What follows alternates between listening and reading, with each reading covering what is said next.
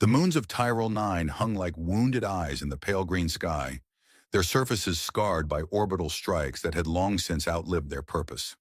Ash drifted in lazy spirals between shattered trees made of silicon bark and hollowed crystal leaves. Somewhere, a mech's dying core whined a high, hopeless frequency as its processor expired beneath a half-ton of collapsed canopy. The air smelled of plasma discharge and a faint, almost medicinal sweetness. Blood, but not human. Ilari dragged her leg behind her, every step drawing a line of silver across the blackened soil. Her lungs stung, her chest felt hollowed. She leaned hard against the twisted wreckage of a Lycery sun thresher, its once brilliant hull now splintered, vines of half-living wiring writhing in the dust like dying serpents. One of them reached for her wrist feebly, as if it remembered her. She brushed it off with a grunt. It sparked once and lay still. Her long ears twitched at the sound. Boots, not Lycery hoversteps. Hard, dull, erratic, human. Her fingers closed around the grip of her weapon, a melted shard of what used to be a pulse bow. The charge indicator still blinked red, as though embarrassed. She didn't have the strength to lift it anyway. She let herself collapse behind a slab of armor plating, every bone in her body screaming in the quiet way only dying bodies do. One hand pressed to her abdomen. Wet warmth. She didn't want to look. Her breath hitched. She whispered an old Lycery lullaby that tasted like metal now, and closed her eyes. Death would be silent, she thought. She'd fade into the ground, into the cycle. Maybe she'd be reborn as a skyfish, or maybe she'd just stop. That sounded nice. Then someone kicked her in the leg. "Oh, hell," a voice muttered. "You're not dead yet, are you? Because that'd be just my luck. Finally find someone out here, and she's already on her spirit journey." Her eyes flew open. Above her, backlit by the sickly green light, stood a human in scorched armor. Helmet dented, left shoulder pad missing. His face was smeared with dirt, his right eye swollen almost shut. And still, somehow, he grinned. "Don't move," he said, kneeling, "unless you want your insides to become your outsides. Not that I'm judging your internal decor, but—" She hissed, weakly trying to push away. "Relax. I'm not here to finish the job. I'm here to— Okay, I don't actually know what I'm doing, but sitting here while you bleed out seems like a bad start." He pulled a med patch from his belt and slapped it over her wound. The patch screamed, sparked, and died. "Right, that was expired. Probably from the last war. Don't worry, I've got plenty more expired junk. Hold tight." He rummaged through his bag like a raccoon in a reactor core. She blinked, trying to process. He was human. He was alone. And he was— helping? "Why?" she croaked, her voice more breath than sound. "Why what? Why save you?" He didn't look up. "Because I'm a huge idiot. Also because the last person I tried to save punched me in the face and then exploded. Compared to that, you seem pretty safe." She stared. He produced a tube of nanogel and held it up like a trophy. "Aha! Now hold still. This'll sting a little. And by sting, I mean you'll probably want to scream." He wasn't wrong. Her whole body arched as the gel filled the wound with molecular scaffolds and microscopic welding bots. She let out a strangled gasp. "There we go," he said brightly. "You're gonna live. Probably. Maybe. 70%. She collapsed back, panting. "Who are you?" "Private First Class Donovan Hatch, Earth Coalition Infantry. Currently very off course, very low on ammo, and extremely underpaid. And you are?" "Ilari," she murmured. "Nice to meet you, Ilari." He paused. "Is it Ilari or like Ella-Ri with a glow and ominous echo?" "Ilari." "Got it. Just checking. Can never tell with alien naming conventions. Once met a guy named Krikot. Took me 2 weeks and a dislocated jaw to pronounce it right." She wasn't sure if she smiled or if her face just spasmed. Donovan gently lifted her. She winced. He swore. "You Lycery don't weigh anything until you do. Is your armor fused to your bones or something?" "Bio-threaded plating," she said weakly. "Right. Fashionable and heavy. Perfect combo." He slung her arm over his shoulder and began to walk. Slowly, the ash crunched under his boots. The battlefield stretched wide, silent now, littered with tech husks and ghost echoes. "How many of you are left?" he asked. She didn't answer. Yeah, me neither, he said. They limped past a burnt-out human exo, its pilot half embedded in the mud. Donovan didn't look at it. He just kept walking. Behind them, something whirred. A recon drone passed overhead, blinking blue and white. It scanned, paused, then zipped away. You've got 5 minutes before it calls in artillery, he said cheerfully. So you know, walk faster. Still active? Doubtful. But maybe power. Maybe bioreactive tech. Better than hiding here until something finds us. Donovan grinned. See? Teamwork. Already better than my last squad. One guy tried to stab me over an energy bar. It wasn't even the chocolate kind. You have chocolate? She asked, suddenly alert. He blinked. You know about chocolate? We intercepted your broadcasts. Half your culture is fighting, half is talking about chocolate. Sounds accurate. They both chuckled. It was quiet, tired laughter, but it made the room feel less like a tomb. Later she rested while he ran diagnostics on his suit's AI. The voice, nicknamed Babs, was glitching, occasionally referring to him as Commander Pickle and offering recipes involving motor oil. Babs, reset command protocols, he said, tapping his wrist console. Resetting. Please confirm your flavor profile, Commander Pickle. I swear, 1 EMP and I'll replace you with a toaster. Confirmed. Setting flavor profile to toasty. Ellery opened one eye. Your AI is broken. She prefers the term creatively divergent. I see why your people are losing. Wow, harsh. She saves my life occasionally. Thank you. I'm sure she's very brave. Donovan leaned back against the wall again. Get some rest. We head for that ridge at first light. Assuming this planet still has a sun. Might just be pretending. She nodded, letting her head fall back. The pain was quieter now. Her body, strange and light-feeling, folded into sleep. And for the first time since the battle, sleep didn't come with fire or screams. Just the sound of a human soldier muttering insults at his AI while trying to figure out which wire didn't detonate the floor. The sun, if it could be called that, emerged as a smeared violet smear behind the cloud-heavy sky. Donovan kicked a loose stone from the tunnel mouth and winced as it clattered loudly down the slope. Well, he said, adjusting a strap on his gear, nothing says stealth like waking up the entire valley with a rock slide. You good to move? Ellery stepped out beside him, her gait stiff but stronger than the day before. The nanogel had done its work, though her side still throbbed with every breath. She flexed her fingers and felt the whisper of energy humming faintly beneath her skin. Her armor had begun sinking again, but in a strange, uneven rhythm. She hadn't told Donovan, not yet. He handed her a wrapped bar. Breakfast, not technically food, but hey, if it doesn't kill you, it builds character. She peeled back the wrapper and sniffed. This smells like weapon lubricant. Coincidence, maybe. Possibly the same manufacturer. They started uphill, slipping over ash-slick rocks and pushing through broken synth vine undergrowth. Drones drifted high overhead, faint blips on Donovan's HUD, too distant to care. The route to the Lycerie-Nescore Ridge lay through a ravine choked with wreckage from both sides, a memorial of pointless strategy. A downed gunship lay cracked in half like a broken beetle, its cargo of rusted servitors spilled in a frozen tumble. Donovan poked one with his boot. Think this one's friendly? It's dead. Cool. Still giving it the side-eye, though. He bent and yanked something free from the servitor's exposed core, a coil of interface wire, slightly frayed but usable. You steal parts from corpses? She asked, eyebrow raised. Absolutely.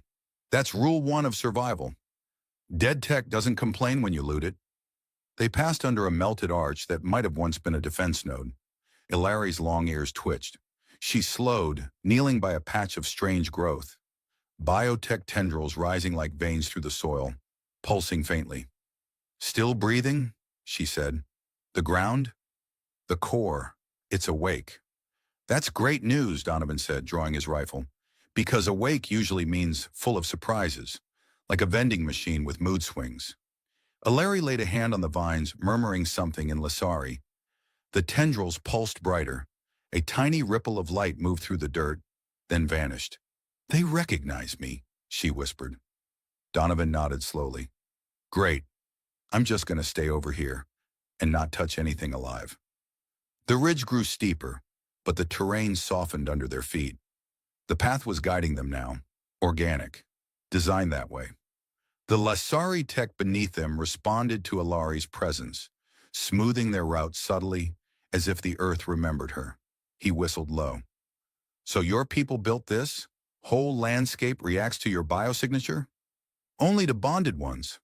Wait, bonded like married? Like encoded, trusted, family lines. Right, because nothing says family like a forest that might kill strangers. She smirked faintly. We never expected strangers to walk here. At the summit, the land opened to a wide basin. The core itself rose in the center, part temple, part reactor, a spiral of glistening bone-colored architecture buried in ivy tech. The structure pulsed softly with a bioluminescent thrum. She couldn't help it. A dry sound escaped her lips. A laugh, small, broken, but real. Don't worry, he added, glancing down at her. I've got a plan. You do? She asked. Number. Not really, but saying that makes it sound like I'm not making it up as I go, and that helps morale. They reached the edge of a ravine. A broken trench line ran along it, carved deep with explosions. Donovan found an old tunnel entrance, half collapsed, and ducked inside, half dragging her. It smelled like rust and old tech. Lights flickered to life, weak but steady. Home sweet hidey hole, he said, setting her down gently. You rest. I'll find something not poison to eat. Maybe rat, space rat. She watched him stumble off into the gloom.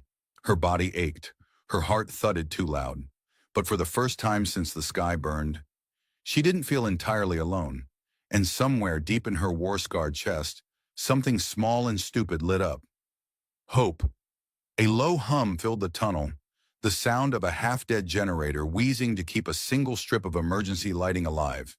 Its flickering glow danced across the damp walls, illuminating patches of old moss tech, bioluminescent growths engineered to purify air and offer faint light, now dim and sluggish from neglect. In the corner, a cracked display unit blinked endlessly in a forgotten language. Something in it chirped once and then gave up entirely. Ailerie shifted against the wall, the pain in her abdomen dulled by the nanogels chemical cocktail.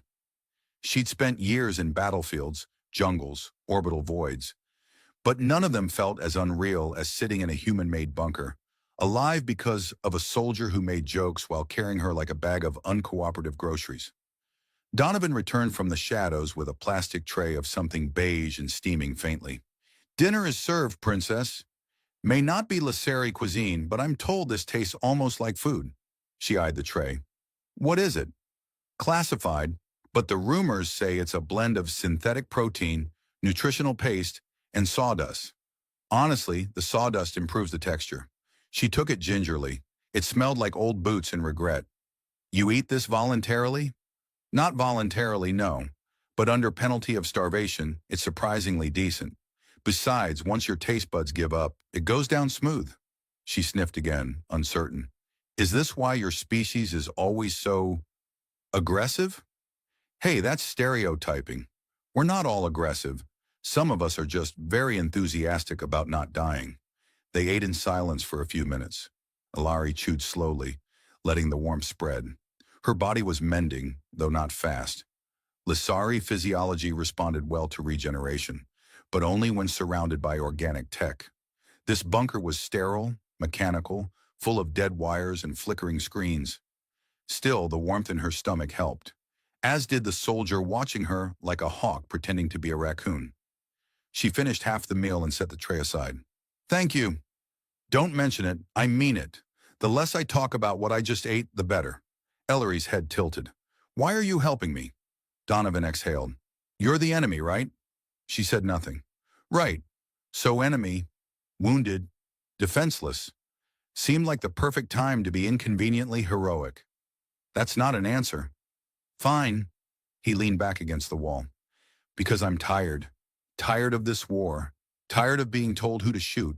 Tired of seeing my friends die while someone in orbit updates a spreadsheet. And because when I found you, you looked like you had already decided to give up. I hate that look. It's the same one my brother had before his ship burned. The silence stretched. Then he added, also, you've got the saddest ears I've ever seen, like droopy antennae. Her hand instinctively shot to her ears. They're not droopy. Okay, majestically sorrowful then. She narrowed her eyes at him. See, there it is. The glare. That's better.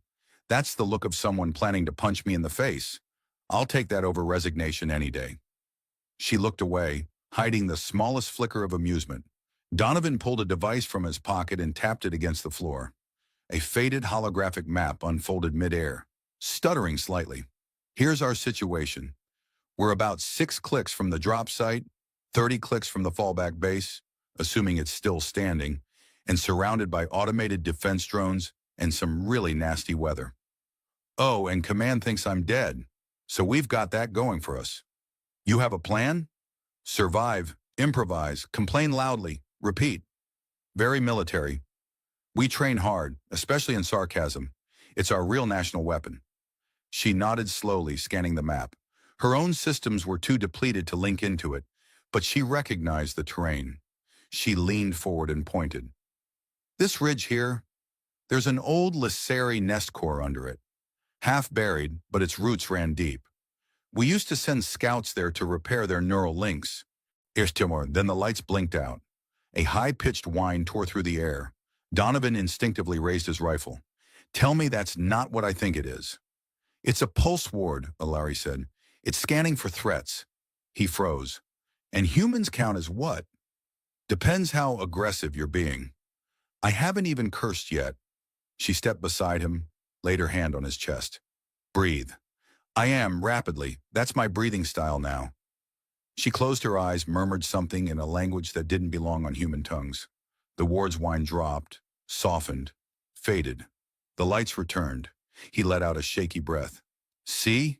Totally calm, very brave, didn't even cry. The core responded to Ilari's approach. Structures unfolded, forming a bridge over a pit of humming data filaments. She walked slowly, the ground illuminating with every step. Donovan followed hesitantly. So what do we do here? Plug in, recharge, upload our brains to the cloud? We wake the nest mind. That sounds horrifying. It was once a guidance AI, before your fleet scorched our world. They reached the platform. A dome rose before them, pulsing with green-white light. Ilari placed her hand on it. Still think I should touch nothing? Donovan asked. Yes. Then I'll just stand here and... Oh, nope. It's glowing at me. That can't be good. The dome split open. A projection rose, a figure made of shifting light and data threads. Lysari features, female, larger than life. Her voice echoed without sound. Bonkin Ilari, injured, mutated, hybridization detected. Donovan squinted. Wait, what? Ilari's face tightened. What do you mean, mutated? The projection replied, human energy imprint detected. Neural merge in progress. Core protocols require review. Donovan took a step back. Neural what now? You've been exposed to Lysari energy, Ilari said, staring at the projection. But that shouldn't affect your brain. Define shouldn't, because I've been hearing your voice in my dreams and thought it was just combat stress. She blinked. You have? Also some singing. Very echoey. Not bad, actually. The projection dimmed. Merge incomplete. Protective action required. Guidance pending. And with that, the dome shut. Ilari stumbled back. It's trying to adapt us. Fuse the signals. It sees us as a hybrid threat. Good news, Donovan said, patting her shoulder. I've always wanted to be part alien. Now I get the ears? She stared at him. Too soon? She turned away, rubbing her temples. We need to leave. Now the nest mind isn't stable. If it believes we're a danger... The ground rumbled. The path behind them began to twist, reshaping into defensive forms. Right, Donovan muttered, raising his weapon. So much for a calm morning stroll. They ran. Behind them, the core began to sing, a harmonic buildup of frequencies that didn't obey physics. Ilari stumbled once. He caught her. She didn't thank him, but she didn't push away either.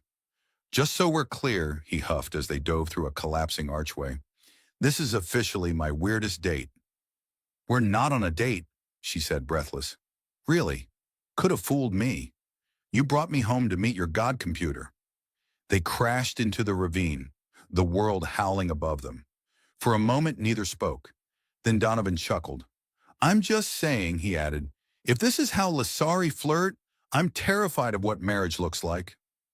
Donovan coughed ash out of his lungs as they tumbled behind a rusted beam, the ground still humming with the fading echoes of the nest mine's defense protocols.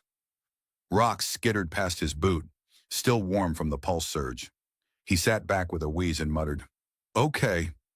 On a scale of 1 to accidentally marrying an alien goddess, how bad was that? Ellery didn't answer immediately. Her face was pale, her gaze distant. She touched her temple, blinking as if hearing a voice he couldn't. Ellery, it's still inside, she whispered. Even from here, I can feel its thoughts, disjointed, ancient, trying to make sense of us. He gave her a long look. You're saying we gave a long-dormant alien AI a neural identity crisis? She nodded slowly. Well, great, he said. First we wake it up, then we confuse it. I suppose next it'll want relationship counseling. A quiet whir interrupted them. Donovan spun around, rifle half raised. A small hovering bot emerged from the haze, a spherical scout drone, its hull patched with mismatched metals. It paused, scanned them, and projected a flickering blue light. Unknown human signature, it chirped. A larrikin detected. Message relay active. Tap here to accept data or ignore and probably get exploded. Donovan blinked. That's a threat in customer service. Impressive. Ilari stepped forward and pressed her fingers into the light. The drone emitted a warbled tone, then a familiar voice crackled through. Garbled, but unmistakably Lasari. It's from Even, she said, breath catching. One of the last commanders. He survived. That's the good news, Donovan said. Bad news? He thinks I'm compromised, and he's coming here. With others.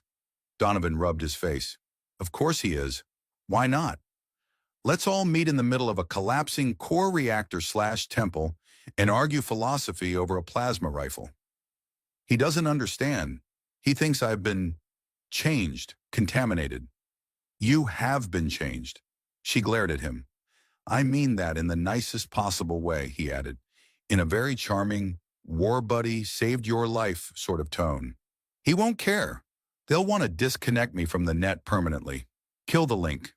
What happens if they do? I don't know, she admitted. Maybe nothing. Maybe I stop being me. They sat in the dust for a long minute. Donovan pulled a power cell from his belt and twisted it between his fingers.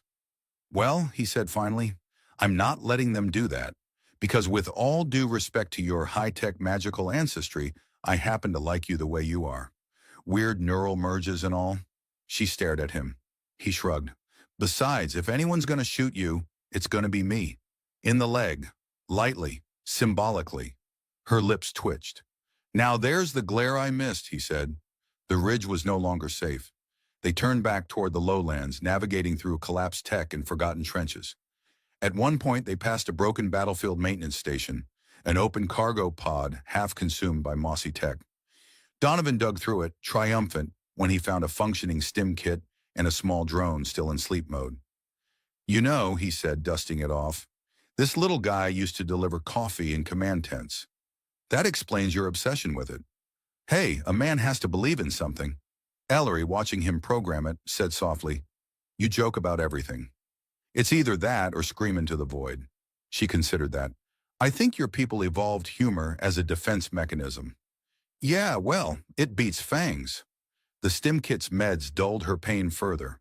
The small drone, now dubbed Beans, hovered alongside them, its old task routine confused but dutiful.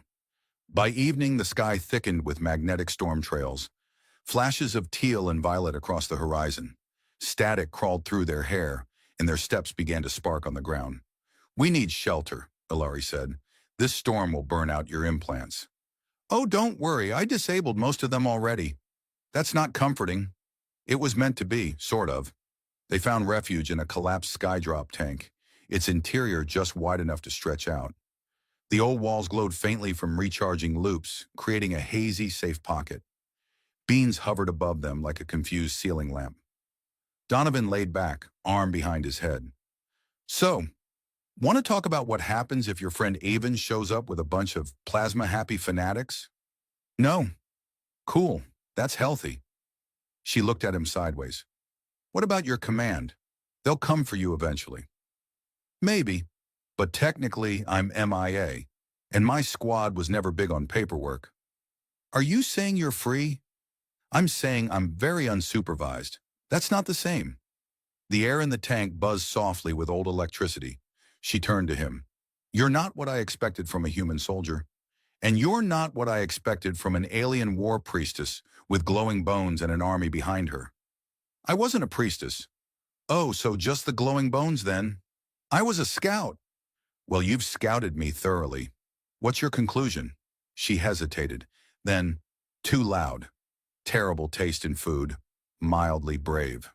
Mildly? I carried you half dead through a drone field. You also tried to feed me reconstituted glue bars. That's a cultural delicacy. No, it's punishment. She smiled. They didn't sleep easily, but they stayed close, listening to the storm whisper across the scorched ground above them. Somewhere, distant engines howled. Avon was coming, maybe others too, and they were no longer interested in diplomacy. Donovan stared at the ceiling, voice low. Just so you know, he said, if they ask me to hand you over, I'll say no. She turned toward him. I'm serious, he added. I'll make it sound very dramatic, maybe throw something, possibly shout about honor. Don't be ridiculous, she whispered. I'm not. I've got a whole speech lined up, ends with, you'll have to go through me. Very cinematic.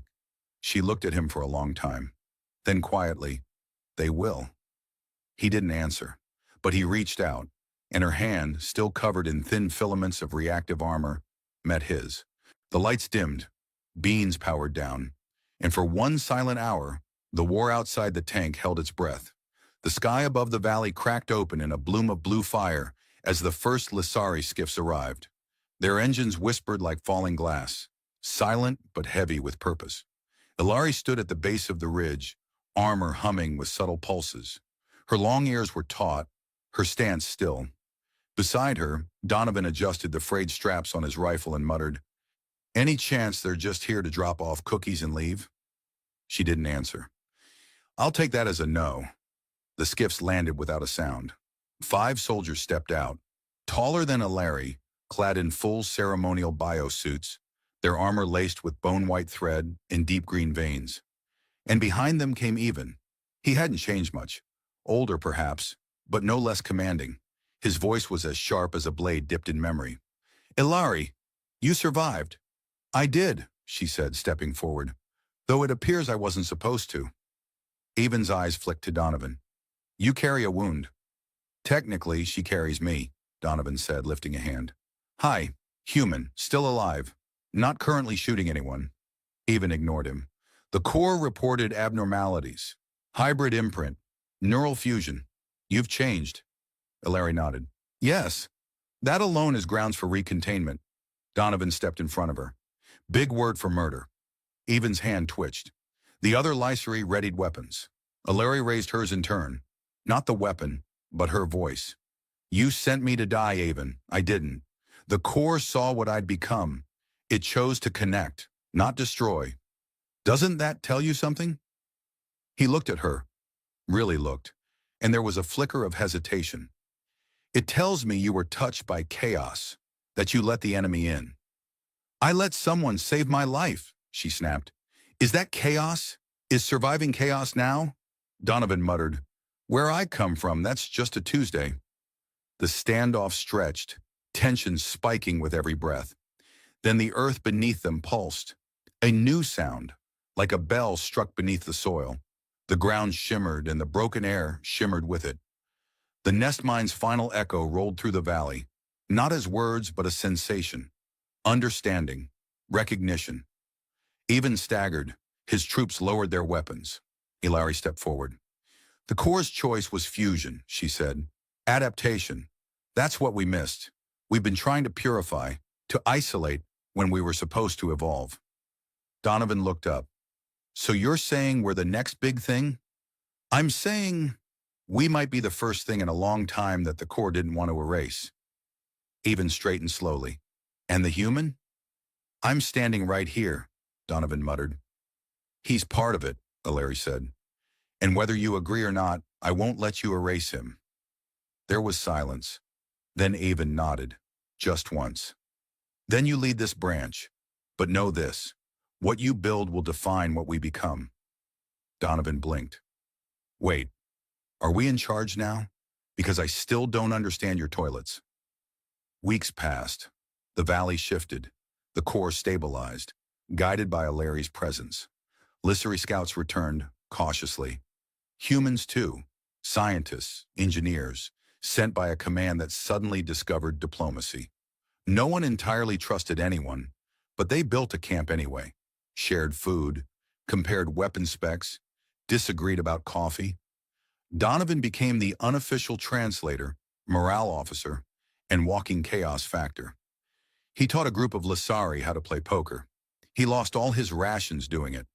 You cheated, he muttered, watching one long-eared soldier grin. You showed me your cards 3 times, the soldier replied. Ellery trained every day, her abilities growing faster now, more stable. The merge didn't hurt anymore. The strange light in her fingertips no longer flickered unpredictably, and she started dreaming less about war and more about something new. One night she sat beside Donovan under a half-functioning gravity lamp. The stars above were out, scattered like data fragments across a black canvas. You're staying, she said. He looked up. That's not a question, huh? No. Then yeah, I'm staying. I mean, where else am I going to find a job that lets me yell at ancient AI cores and get paid in weird alien bread? She smiled. You've changed. Yeah, he said, leaning back. I used to be a very serious, rule-following soldier. Now I'm barely a functional diplomat with a crush on a glowing alien girl. She blinked at him. Crush? Minor, tiny, practically microscopic.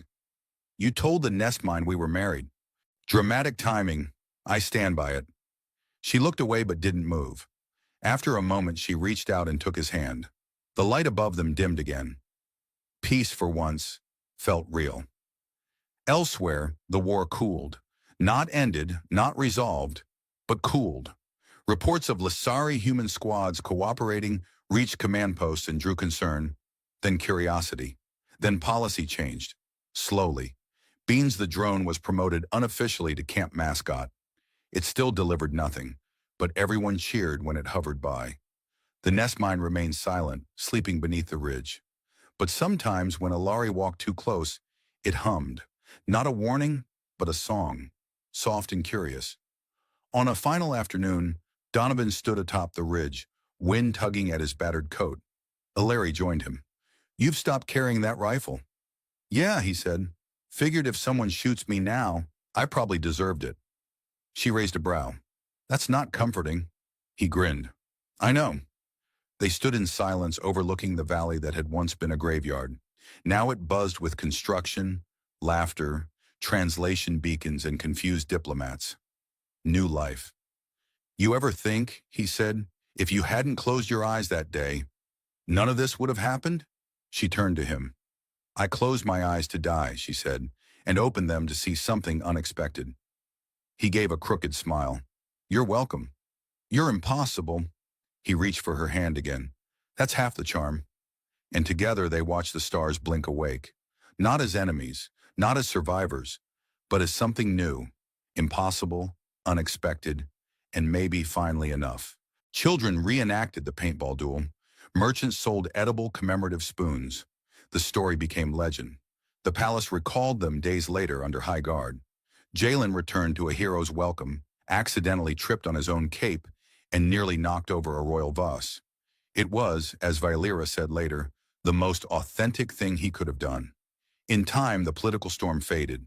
Alliances shifted, old enemies grumbled and retired, and the galaxy, ever curious, ever chaotic, moved on. But Jalen stayed. Not because he had to, not because she owed him anything, but because the palace had grown used to his odd humor, his lack of pretense, and the fact that he'd once used a royal dinner knife to fix a broken atmospheric regulator.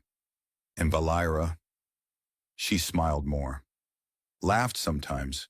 She even took time to walk the lower decks with him, to joke with the crew, to listen to the people whose voices never echoed in the high halls. He had changed, not into a prince, not into a hero, but into someone who no longer doubted why he mattered. One evening, on the terrace overlooking the twin moons, Jalen held up a small silver spoon and grinned. "Still got it." "You stole that from my mother's private quarters," Valera said. "Borrowed," he corrected. "You're impossible." "Statistically unlikely," he replied. They sat in silence after that, watching the stars drift by. Two lives entwined by accident, choice, and the quiet, extraordinary act of saving each other. And far, far away, in the long shadows between galaxies, the signal of his message still traveled, unfolding like a ripple, carrying a single truth across the void. That kindness, even in silence, can change everything. "Double nope?" She stood and looked down at him for a long moment. Then she reached down and, without effort, hoisted him up by the front of his armor like he weighed less than a backpack. His feet dangled for a second before she gently set him down on one semi-stable foot. "Then we move," she said. Theo blinked. "Wait, so we're, like, a team now? The scary vampire elf lady and the idiot soldier?" She said nothing, just walked away, expecting him to follow. Theo limped after her, still trying to process the fact that she hadn't eaten his face. He muttered under his breath, "If this ends with me becoming Space Dracula, I'm suing someone." They moved through the station like rats through a rusted maze, except one of the rats had superhuman reflexes, and the other limped like his kneecap owed him money. Theo tried to keep up, really, but the pain in his leg was now only marginally less annoying than his growing need to pee. He grunted as he hopped over what used to be a ceiling panel and probably still smelled like one. "So," he puffed, leaning against a wall that sighed in protest, "any chance you have a name that isn't terrifying?" She didn't stop walking. "Names are not used." "Cool, so I'll just keep calling you Tall, Dark, and Fangs. Has a ring to it." "No," she said flatly. "Okay, now we're negotiating." She paused then, turned slowly. Her gaze pinned him the way military instructors pin you with silence before demanding you drop and give them 50. "Nisa," he blinked. "That's actually kind of pretty." "What's it mean?" "In my language, it means the sound of blood dripping into water under twin moons." Theo blinked again. "Oh yeah, super romantic." She turned and resumed walking. They reached what looked like an old maintenance sector, where the walls sweated condensation and every console either flickered with old warnings or sparked occasionally, like they were hoping for an excuse to explode. Nisa pried open a sealed hatch with her bare hands, which Theo thought was both impressive and vaguely insulting.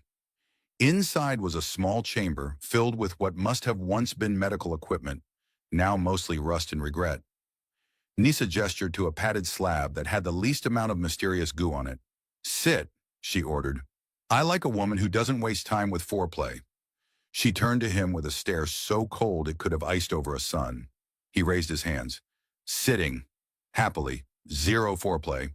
Got it." Nisa moved with brisk, precise motion, pulling a kit from a wall panel and examining the contents like she'd done it 1,000 times. She cleaned his wound, set the brake, and applied a strange, gelatinous foam that hissed as it worked. Theo groaned in pain. "This stuff better not give me tentacles." "You would not survive tentacles," she replied, pressing a thin strip of bioweave to his thigh. He tilted his head. "Was that a joke?" Her ears twitched slightly. "No. It was definitely a joke. I'm rubbing off on you. First it's sarcasm, then it's movies. Then next thing you know, we're watching trashy rom-coms and debating space politics." "I do not watch things." "Oh, that's gonna change." She moved away and began tapping on an old data panel, fingers dancing across the dusty screen. Theo leaned back, watching her. She was so controlled, every motion calculated, but something in her shoulders gave her away. She wasn't just focused. She was alert, listening, waiting. "So," he said softly, "how long have you been stuck here?"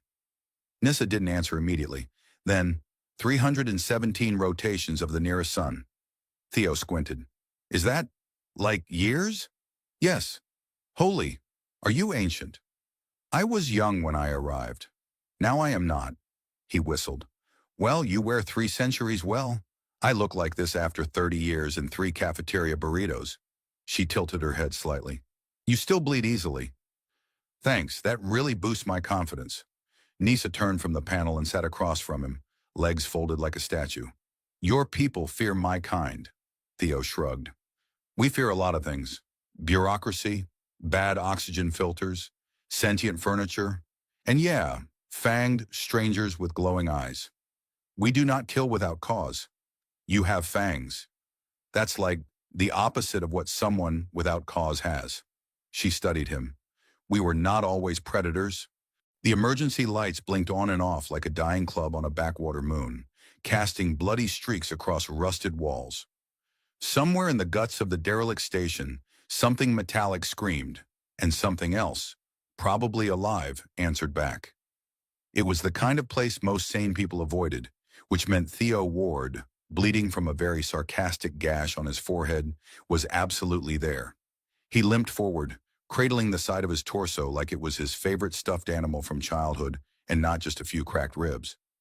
Okay, he muttered, stepping over a collapsed support beam that looked suspiciously like it had been chewed on. 1, this is not how I wanted to spend my Thursday. 2, next time HQ says, simple recon mission, I punch HQ in the throat. His flashlight flickered in protest. He thumped it with the side of his hand. Don't start. We're both having a bad day. The station, once a commerce hub before the corporate wars turned it into a floating coffin, was now occupied by mold, rogue auto systems, and the lingering ghost of whatever dark idea had built it. He wasn't here by choice. His shuttle had caught a viral override, a digital parasite with a sense of humor and absolutely no regard for flight safety. 1 second he was orbiting, the next he was crash landing through a vent hatch with all the grace of a drunk rhino. His comm was fried. His rations had exploded in the crash, leaving him with half a protein bar and a bottle of something that used to be water, but now bubbled like it had a personality. The only good news was that he hadn't been shot yet. The bad news, someone or something was definitely tracking him. Clank, scrape, whisper. Theo froze, pivoted, raised his sidearm. Nothing. Just the sound of a half-mad oxygen recycler wheezing through another simulated breath. And maybe, was that humming? He took a step forward. The floor groaned beneath him like it had secrets. Then another step. Then, she was there. No noise, no warning. Just there. Standing 5 meters away, in the middle of a long-abandoned command deck, lit only by the sickly glow of flickering monitors. She looked human at first glance. Tall, poised, wrapped in something that shimmered between fabric and armor. Her skin was a pale violet gray, her long ears twitching with the faintest movement. Her eyes caught the light like twin shards of Nova glass. Bright, cold, unblinking. Theo lowered his weapon slowly. Well, he said, either I'm concussed, hallucinating, or I've just met the most intimidating cosplayer in the galaxy. She didn't respond. You gonna kill me now or after the dramatic pause? He added, glancing to the side. Because if it's after, I should probably sit. My leg's doing this crunchy thing I don't love. Still nothing. She just studied him, the way predators do, right before deciding if the meal is worth the effort. He sighed and sat against the wall, wincing as his side lit up like a star flare. Name's Theo. Sergeant. Terran Expeditionary Force. Card-carrying idiot, evidently. You got a name, or do I just call you tall, dark, and pointy-eared? She stepped forward. He flinched, but only a little. She moved like a shadow, her boots barely making a sound. She crouched beside him, close enough that he could see the faint lines on her cheeks. Veins? Tattoos? He couldn't tell. Her voice was low, layered with something strange. Not synthetic, not quite natural either, like she spoke with more than one mouth. You bleed, she said. Yeah, he muttered. Usually how it goes when you fall 50 meters and kiss a wall on the way down. She tilted her head. You are not afraid. Oh, I am. but I've also lost enough blood that I'm currently negotiating with a hallucinated sandwich about my dignity. So, mixed emotions. That earned something. Not a laugh, but a twitch in the corner of her lip. Almost a smile. Almost. He fished into his pocket with shaking fingers and held out the last chunk of his protein bar. Look, I don't know what you are, but I get the vibe you're hungry. And unless you want to eat me, in which case, rude, I suggest we split this and maybe not murder each other. Deal? She stared at it like he'd offered her a relic of divine power. Slowly, she reached out and took it. Her fingers brushed his. Cold, steady, but no claws. That was something. She bit off a piece and chewed in silence, then blinked. This, is unpleasant. Theo grinned. Yeah, we call it nutrition, the real horror of humanity. She glanced at the monitors, then at the door. Others will come. He nodded. Yeah, hunters, probably angry ones, with big guns and tiny brains.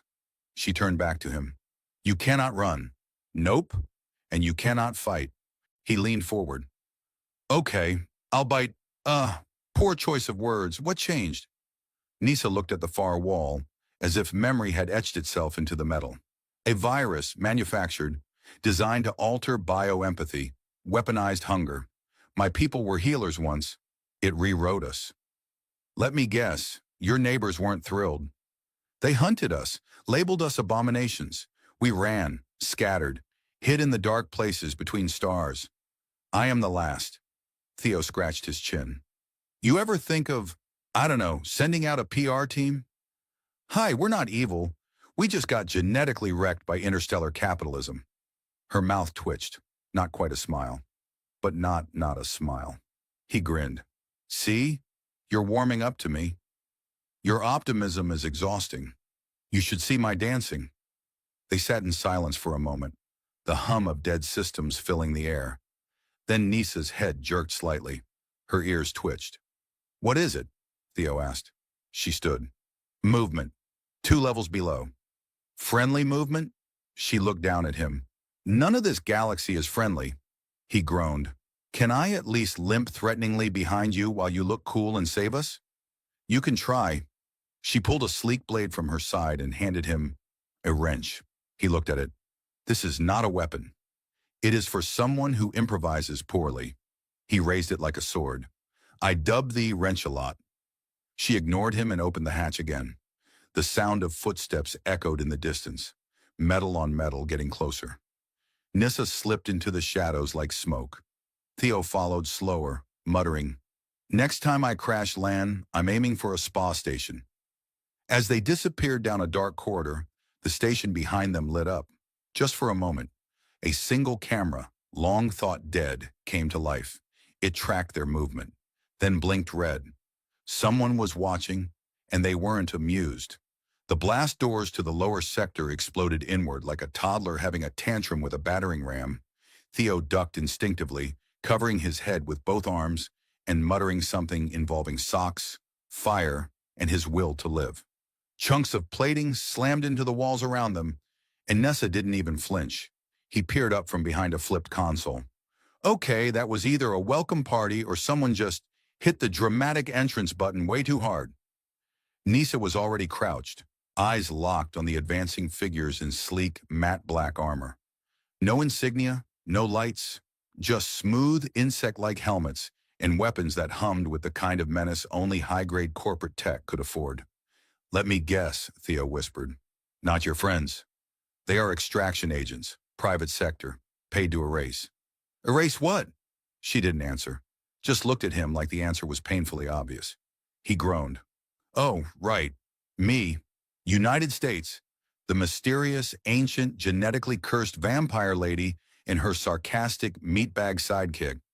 We're the hazard. The first agent stepped through the smoke, lifted his weapon, and fired. Nisa moved. Not like a human. Not even like something playing by the rules of physics. One moment she was beside Theo, the next she was above the agent, twisting midair, blades singing as they cut through polymer armor like wet paper. He crumpled silently. The others reacted instantly, opening fire with synchronized precision. Theo did what any brave soldier would do. He ran behind the nearest hunk of wall and tried very hard not to wet himself. Nisa danced through the chaos, her blades flashing, her body slipping between bursts of energy fire. She was silent, efficient, deadly, like a horror story told in reverse. Instead of being about her, she was the punchline that ended the story. Theo peeked around the corner, wrench in hand. Okay, I'll just wait here. Let you do your vampire ninja thing. Totally fine. Yep, completely fine. A grenade landed near him. Less fine. He grabbed the metal sphere and, without thinking, hurled it back with all the energy his injured leg could muster.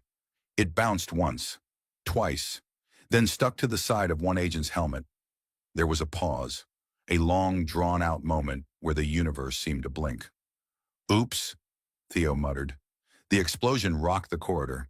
When the smoke cleared, there were only 3 agents left, and one very impressed alien vampire woman, looking at him with a new sort of squint. He shrugged. What? Lucky throw. You are chaos wrapped in meat. That's the nicest thing anyone's ever said to me. More fire, more movement. The remaining agents retreated, using smoke and drones to cover their exit. Theo hobbled over to Nisa as the alarm shifted pitch, now whining with a shrill, desperate warning. Let me guess, he said. That means reinforcements. She nodded. More will come. These were scouts. He groaned. I hate that word. Scouts is always code for worse things later. We must leave this station. Oh, sure, now you say that. They moved quickly, deeper into the labyrinth of forgotten hallways. Theo leaned on Nisa more than he cared to admit, but she didn't seem to mind. In fact, for someone who had lived alone for centuries, she was strangely efficient at helping someone else without making them feel like dead weight. They reached a hatch that looked like it hadn't opened since the universe was in beta testing. Nisa slid her hand across an ancient panel, muttering something in a language that sounded like glass breaking underwater. The panel responded. The hatch opened with a sigh, revealing a cramped service shaft that led downward. Lovely, Theo said. Claustrophobia, broken ribs, and an enemy with a hobby for extermination. All my favorite things. They climbed, or rather, Nisa climbed. Theo mostly fell in slow, painful installments. The shaft ended in what appeared to be a subterranean hangar, if hangars could be classified as dusty graveyards for ancient tech. Among the debris sat a ship, small, spider-shaped, and unmistakably alien. That thing flies? Theo asked. Nissa nodded. It is mine. Of course it is. He limped over to it while she began prepping systems. The inside was worse.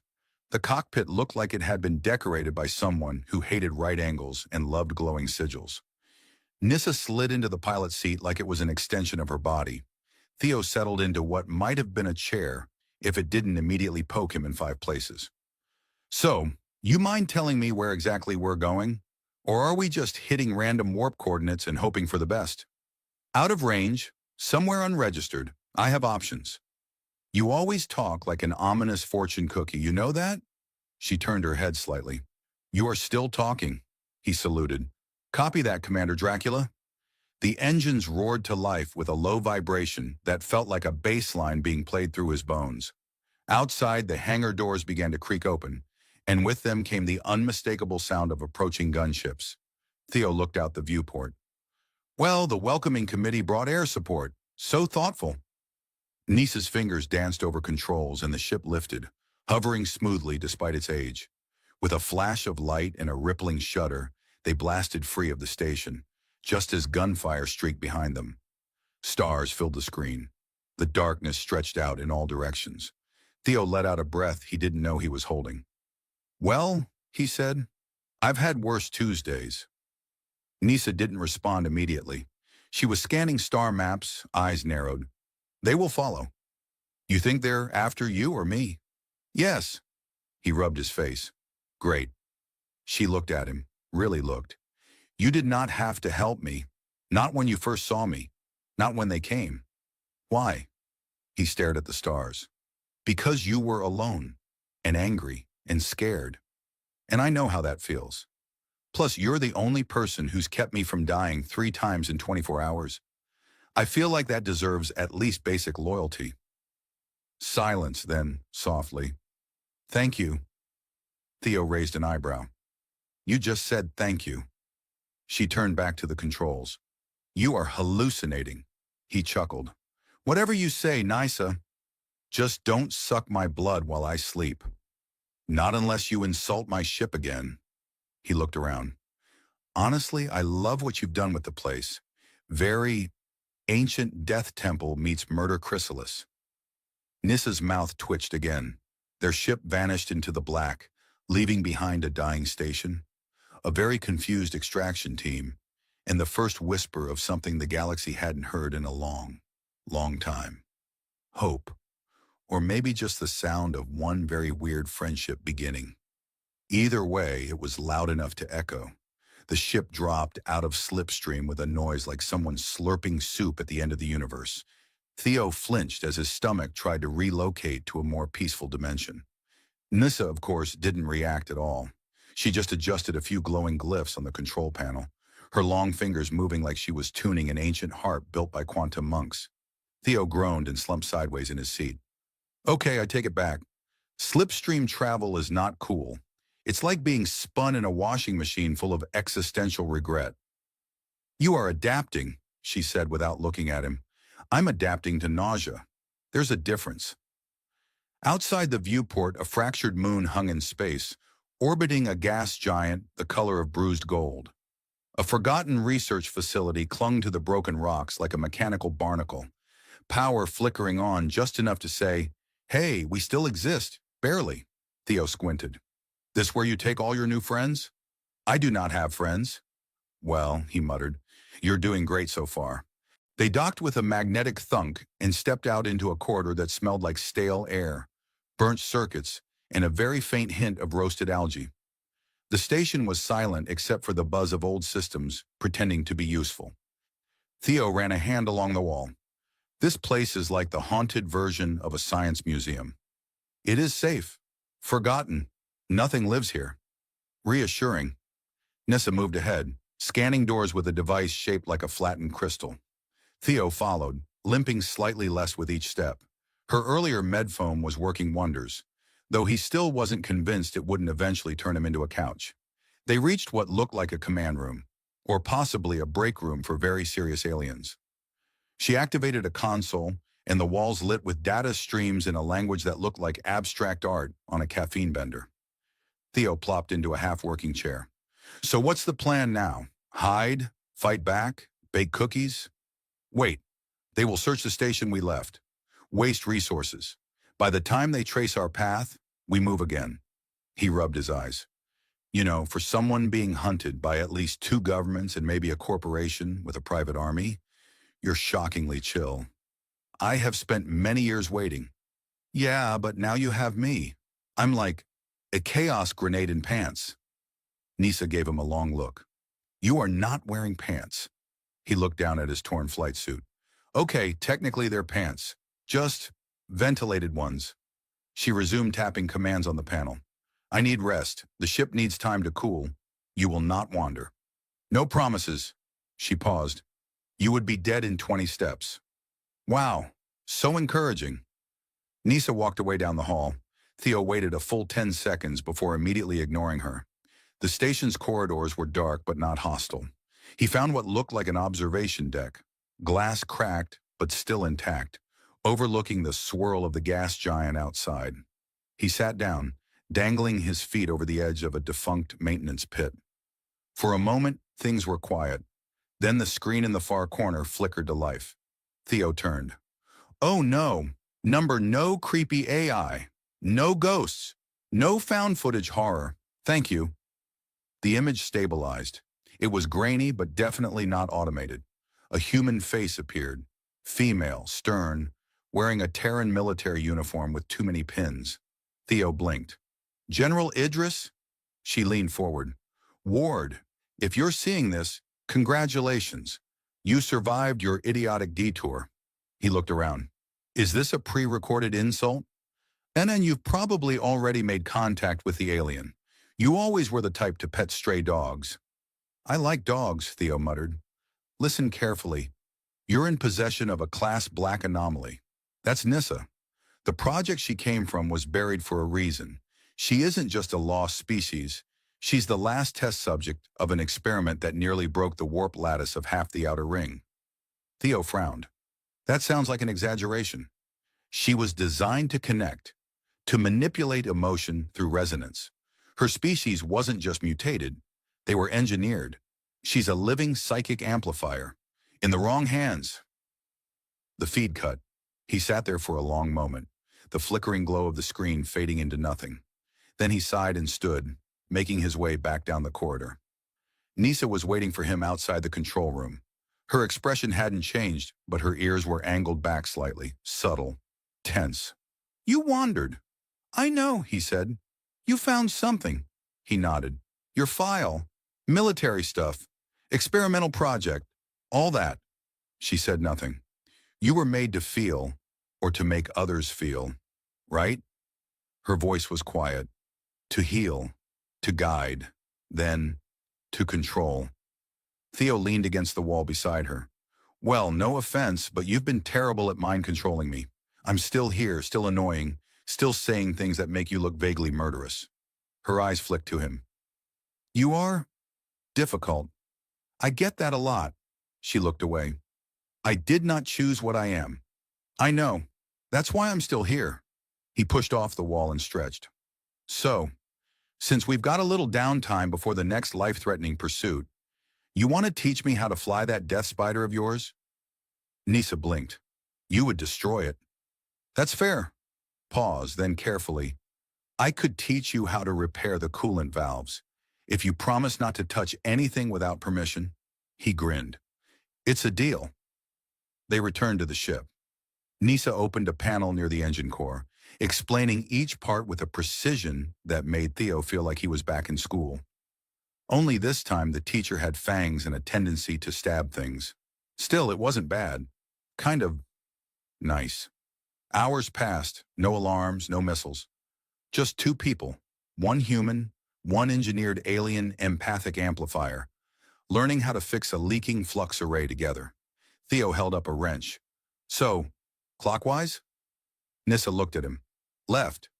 My left or your left? She stared, he groaned. Right. Vampire left. And for the first time, Nissa laughed. Quietly, just a breath, but real. Theo nearly dropped the wrench. You do that often? No.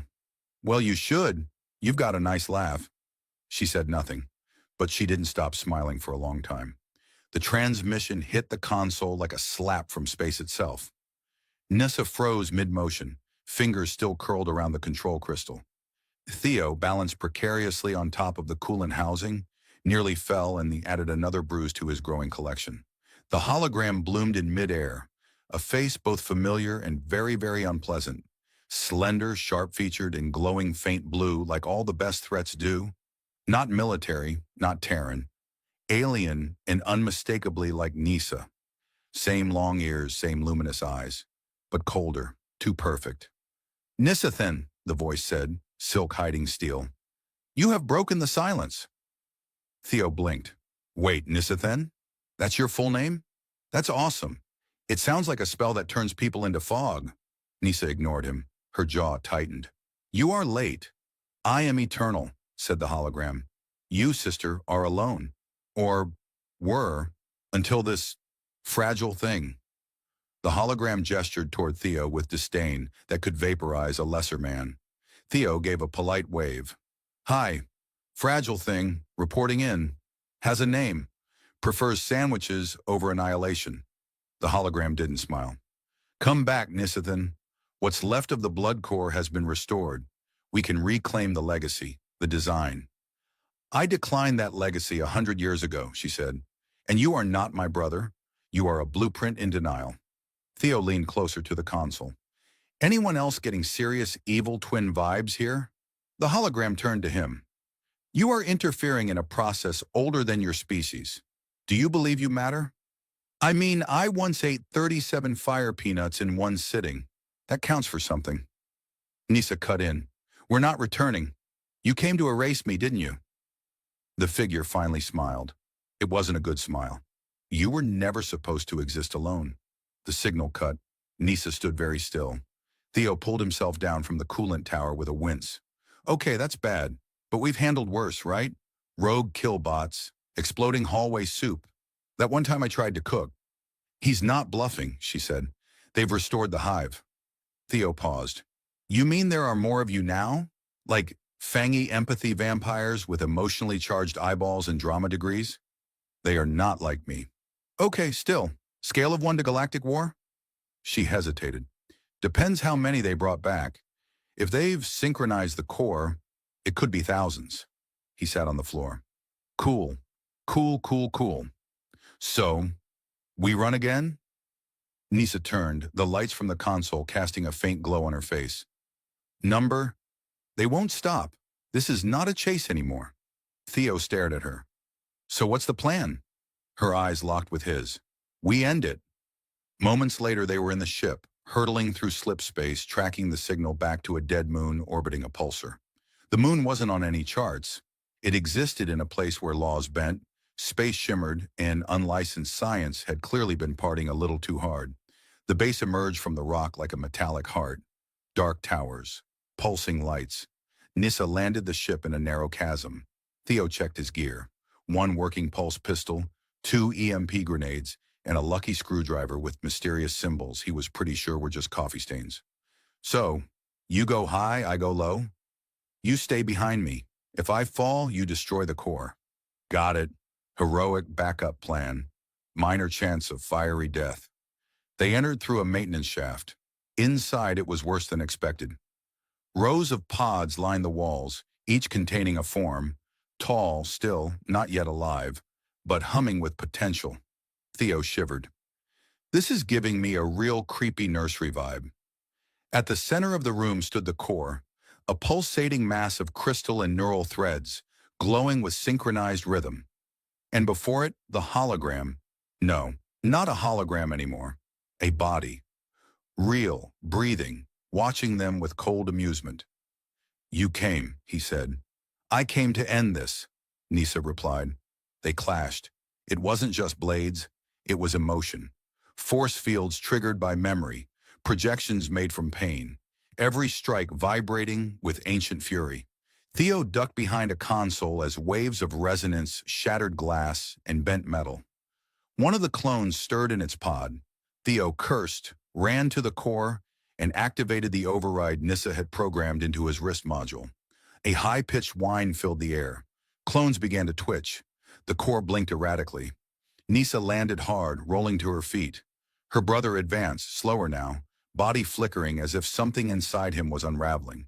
You gave up what you were, he spat. I chose what I became, she said. Theo lobbed an EMP grenade at the base of the core. It detonated. Everything froze. Light exploded outward. The clones collapsed, inert. The brother's body cracked, dissolved into fragments of data and dust. Silence. Nissa stood in the wreckage, swaying. Theo ran to her, catching her just before she fell. You okay? I am free. They limped back to the ship together. Once airborne, Theo collapsed into the co-pilot seat and let out a long breath. So, what now? You going back to hiding on haunted moons? Nissa looked out at the stars. Number I've hidden long enough. He smiled. You thinking what I'm thinking? You're thinking about snacks. Okay, yes, but also, maybe we don't run anymore. Maybe we go where people need help. Fix some things. Prove the galaxy wrong about you. She considered this. You're loud. You attract danger. I'm also great at witty commentary and fixing coolant leaks. Nissa leaned back. Then we go together. Partners? She nodded. He grinned. Okay, first stop, we get real food. Second stop, we make history. And somewhere in a galaxy still full of war and fear, 1 vampire and 1 human flew toward the stars. Not to escape, but to change them.